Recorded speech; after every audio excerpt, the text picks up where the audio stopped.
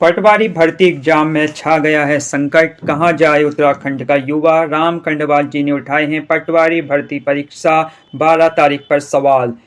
राम कंडवाल जी लिखते हैं, क्या मजाक बनाकर रखा है। 12 को पटवारी का पेपर है, उसी दिन एसएससी जीडी का पेपर है, उसी दिन केंद्रीय विद्यालय का पेपर है, उसी दिन छत्तीसगढ़ पीसीएस प्री का पेपर है। तो अब युवा कौन सा पेपर देगा। साथ ही साथ रोडवेज बस की स्थिति पर भी सवाल उठाए हैं।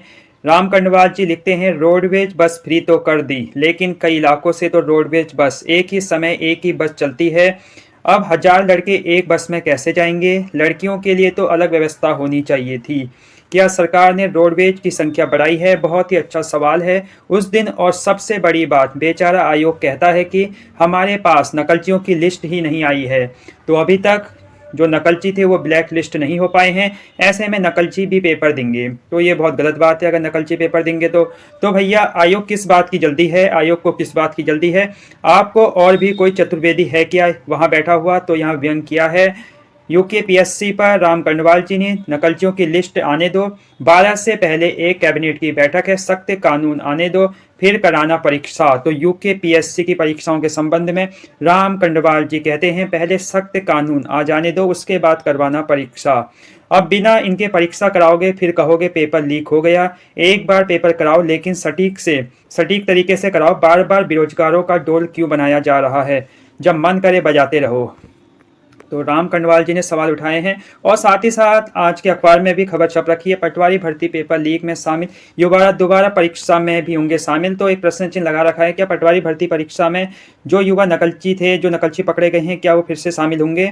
क्योंकि अभी तक वो युवा ब्लैक लिस्ट नहीं हो पाए हैं, क्योंकि यूकेपीएससी के पास उन अभ्यर्थियों की लिस्ट नहीं पहुंच पाई है। करीब 35 उम्मीदवारों की हुई थी पहचान, लेकिन यूकेपीएससी को एसआईटी से नहीं मिली है लिस्ट।